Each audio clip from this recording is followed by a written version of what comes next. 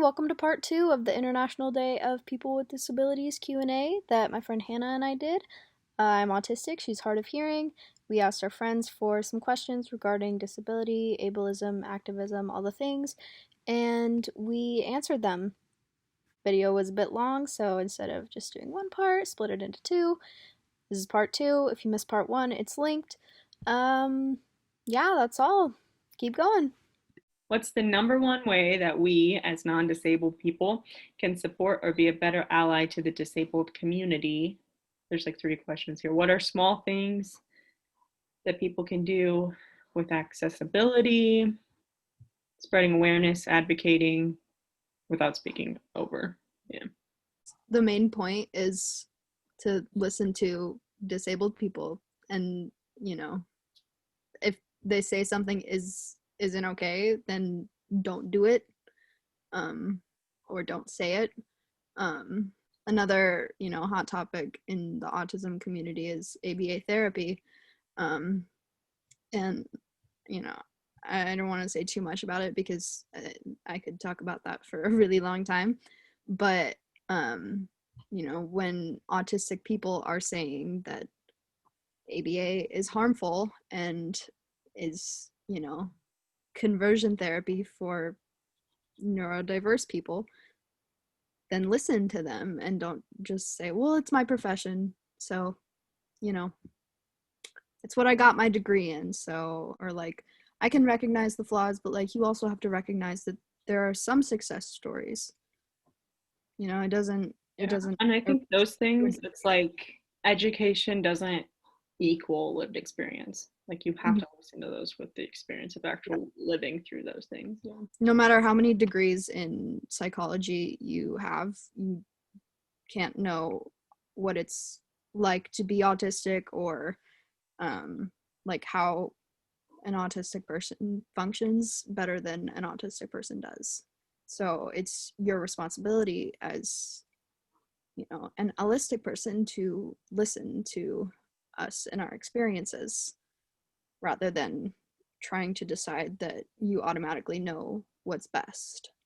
The school system in general is very bad about removing kids with disabilities from classes and keeping them in their own little bubble. And, if we really want to talk about justice and equity and inclusion and integration, all of those things also include the disabled community. That's a little off topic, but it still applies. I think the overall gist of everything is to just listen. Day to day for like me as a hard of hearing person, like making the effort to make sure I heard you, making the effort to make sure, if we're in a crowd or something, look at me, can you hear? If not, let's, find a way for you to be able to get closer and lip read, things like that. Learning basic sign language to communicate, which that can be helpful for you too. Have you ever lost your voice? Have you ever been in a spot where you're scared and don't want to talk? Like, I mean, sign language can be better for everybody, I think not appropriating the culture too. Like, a lot of people will sell things or try to make money off of teaching sign language. Well, that's not your culture. So like, don't do that. Like, the best way to learn sign is from a deaf or hard of hearing person, not from a hearing person. Yeah, just learned it. Obviously. And like from deaf and hard of people who are trying to teach and like that's what they want to do, like please, like that's another thing, like people are deaf, oh, can you teach me sign language? Like I don't even know it yet. No, but that's also not my job. Like it also just depends on the person. So just asking people what they may need, how you can best help them. Don't just automatically rush in to help if the person hasn't explicitly said that they want your help, or like it's obvious that the person needs your help. That's a big one. Like people with disabilities tend to be looked at as like kids, like forever. And like we're adults. Like I don't need you to help me with things necessarily. I might need you to, like, and like that's the difference. Like access isn't help necessarily either. Like I think sometimes they're like, oh, I put captions on, isn't that great? And it's like, that's bare minimum. Like, you know, Yeah. like, that's just like like needed. Like, you Yeah. know, so Also, like if you learn that your friend has, you know, a diagnosis of some sort, maybe do a little bit of research for yourself on it. mhm. Because I mean, as much as like personally, I don't mind answering questions most of the time, um, about autism or about like in general or about, you know, like my own autism, but you know, like we're not like a Wikipedia page. Like I don't know everything there is to know about autism, and I don't always want to, you know, just sit and tell you all the facts about autism. Yeah, like So today is great because we asked for it. And like, you know, and like I'm fine answering questions, but there's also days I hate being deaf. Like there's days where yeah. it's so difficult and I feel so isolated and I don't want to be in the position where I'm like, I hate this because really most of the time I recognize that that's not accurate. But like, And you know, like if you look something up and it's not accurate, or you know, or it's hurtful or whatever, then you know, we're here to correct you or whatever if that comes up. But you know, for the most part, um some things too, like it's so much better to have like, hey, what's your opinion on this, you know, because it shows that you took the time, learned something. Like, do you know, ooh, this is good for you, do you know of any support groups for allies and or people related to someone that is disabled? yeah, so I don't know, I think that this is kind of like a it's just kind of a weird subject because I don't know. I don't like to think of it this way. Maybe it's just, you know, from my own disabled perspective, but I don't I don't like to see it as, you know, like other people are struggling because I have this disability. Like I understand that it can inconvenience other people because, you know, I would be frustrated if I had to put up with some of the stuff that I make other people put up with too, because it's annoying. And you know, sometimes it's just like it doesn't make sense. It doesn't make sense to me either, but the difference is that you're not living it. You can, you know, like go to a different room or go home at the end of, you know, the school day or the outing or whatever, and you don't have to deal with it anymore. I'm dealing with it 24/7. And you know that, you know, it makes it sound like some sort of, you know, like horrible curse or whatever, and it's not. It's frustrating sometimes, yeah, but um I don't know. I don't like, you know, like the term autism mom or whatever. You're not like strong for raising a disabled child or whatever. Like sure, you probably put up with more than the parent of an able-bodied or neurotypical child, but that's not necessarily true because I mean everyone has their problems and everyone has their strengths as well. um, I want to make a point to say while we're here that Autism Speaks is not an autism supportive organization. They're a hate group. um, Another thing I could talk about for hours, but um, the main thing that I tell people when they ask about this is, if you are unsure as to why they're a hate group for autism, go watch a commercial that they put out in 2005 or something. I'll leave a link in the description. It's called I Am Autism, and they basically um, compare autism to cancer. And, you know, it's just not the same thing. So it's run completely by holistic people. They don't listen to autistic people. They speak over us. They use the puzzle piece symbol, which is harmful for a lot of reasons that I don't need to get into right now. They support ABA therapy. Again, can get into that another time. Another organization to support instead of Autism Speaks is ASAN, or the Autistic Self-Advocacy Network. Um, they are run by autistic individuals. Um, leave a link to their website in the description as well, so you can check them out. But yeah.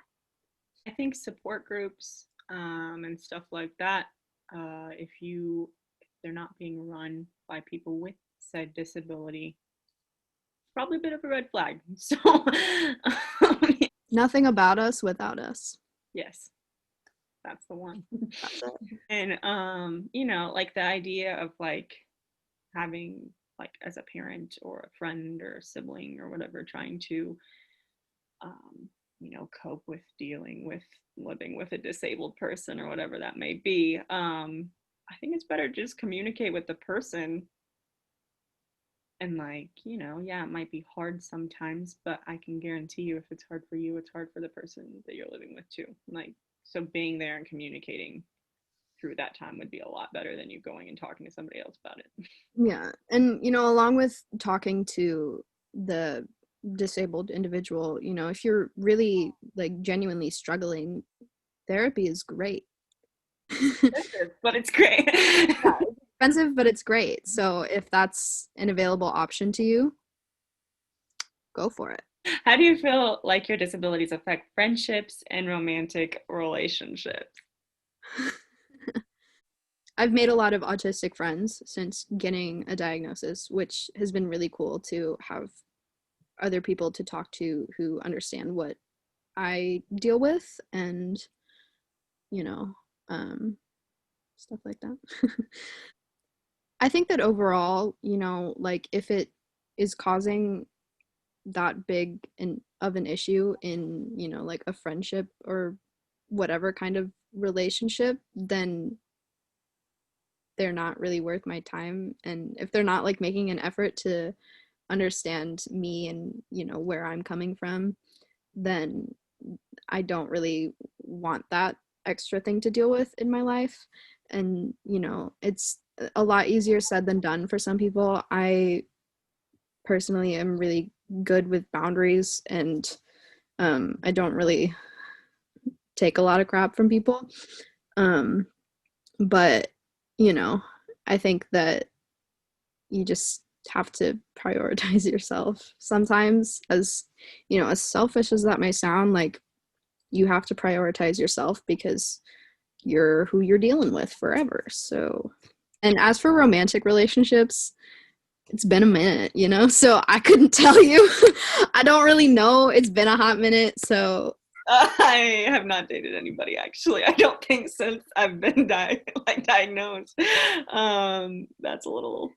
That's rough. All right. But yeah, honestly, I don't think like a long-term relationship for me would work out unless the person is like genuinely open to trying to learn sign language and things like that, because if it's long term, it's only going to get worse for me, so I'm going to have to have sign language.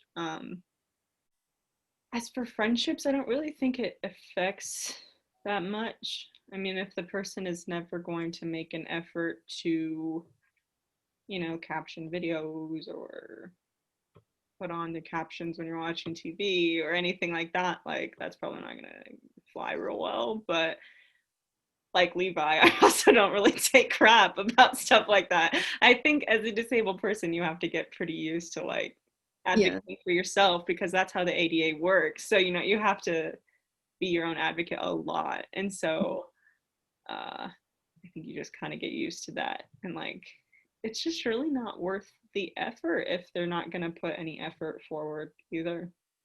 that self-advocacy really pushes aside the helpless disabled person narrative that neurotypical and able-bodied people like to push. Yeah, disabled people are not helpless.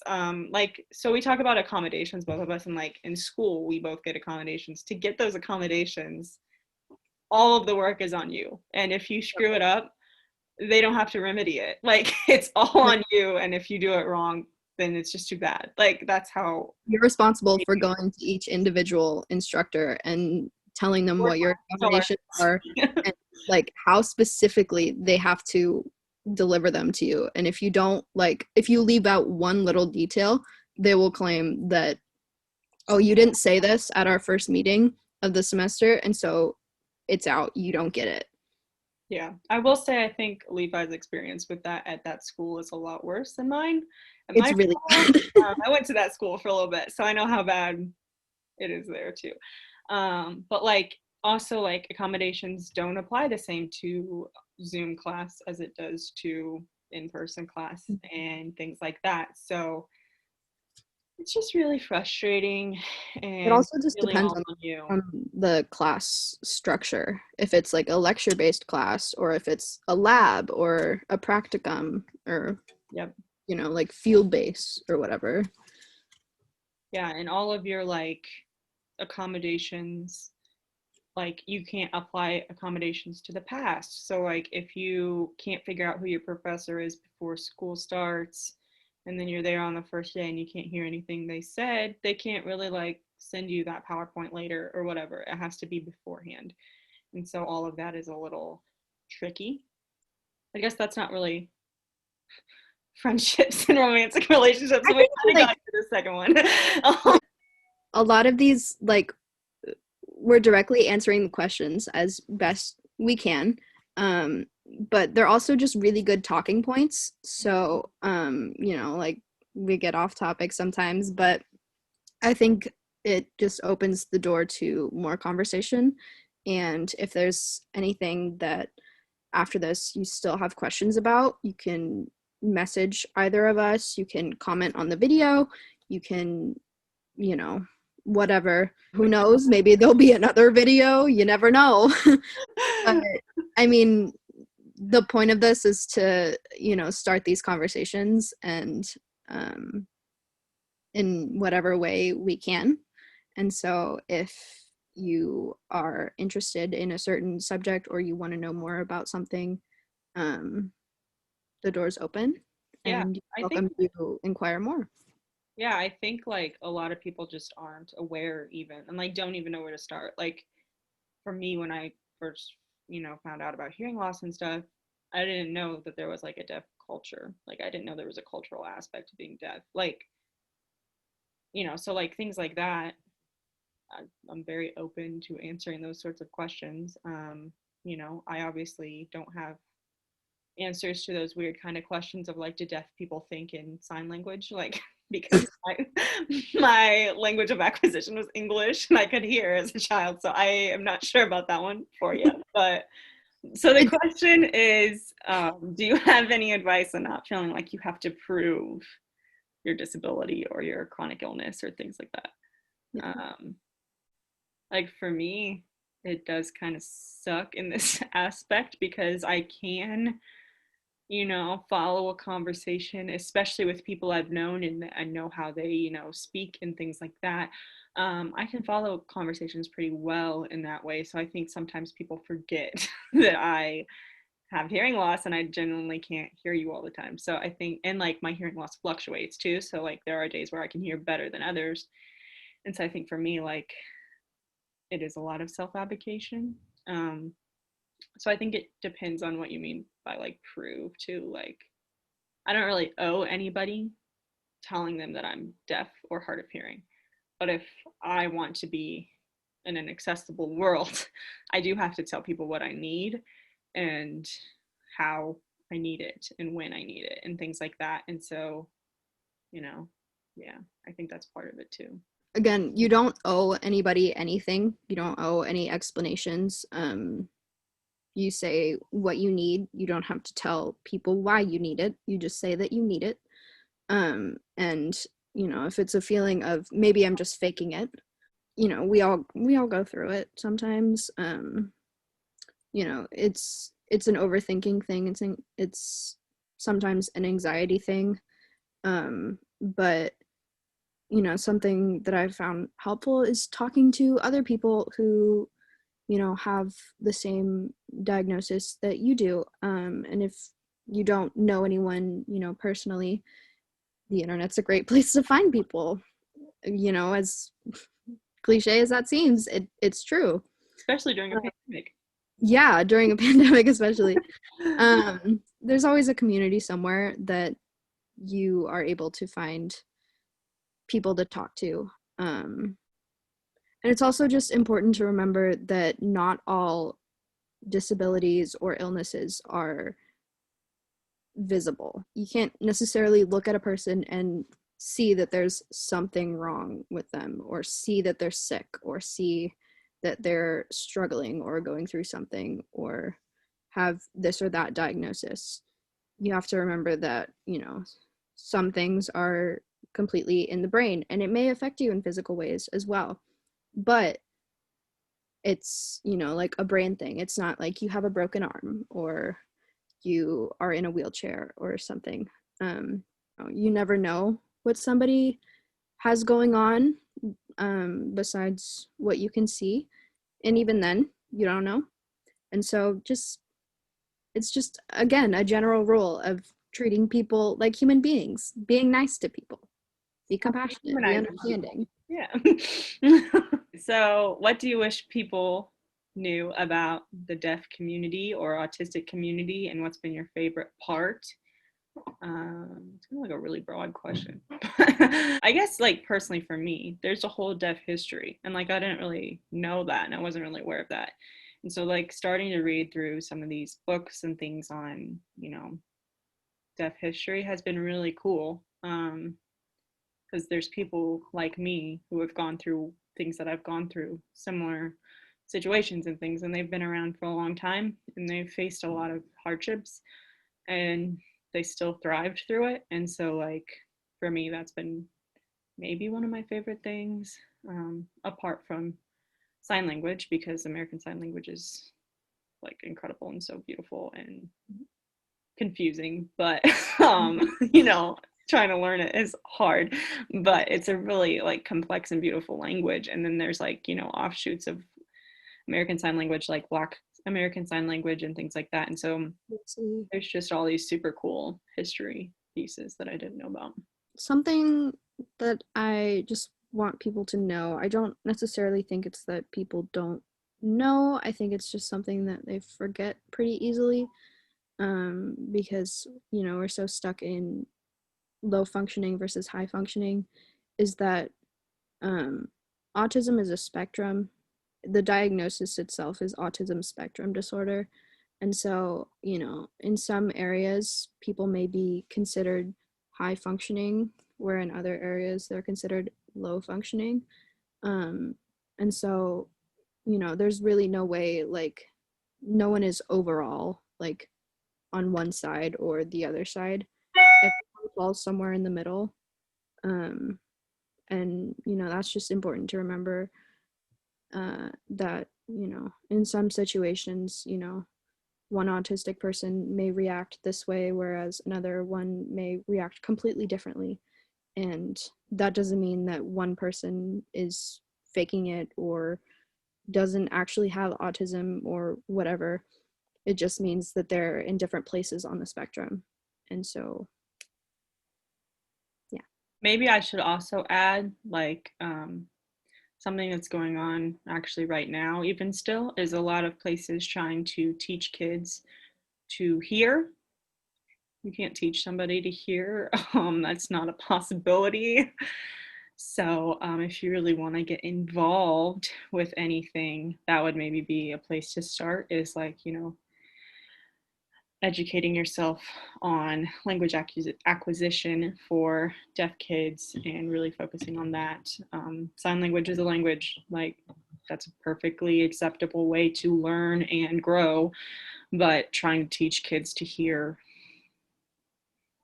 isn't going to be successful. Okay, so our last questions were kind of personal in our goals and where we see ourselves in the future. And we're in the middle of a global pandemic. Nobody knows. So we're just going to skip. All righty. Thanks for your questions. We appreciate them. And yeah, let us know if you have more questions or if you actually learned something, so we can know what to actually talk about instead of ramble next time. Thank you. Thanks. Bye.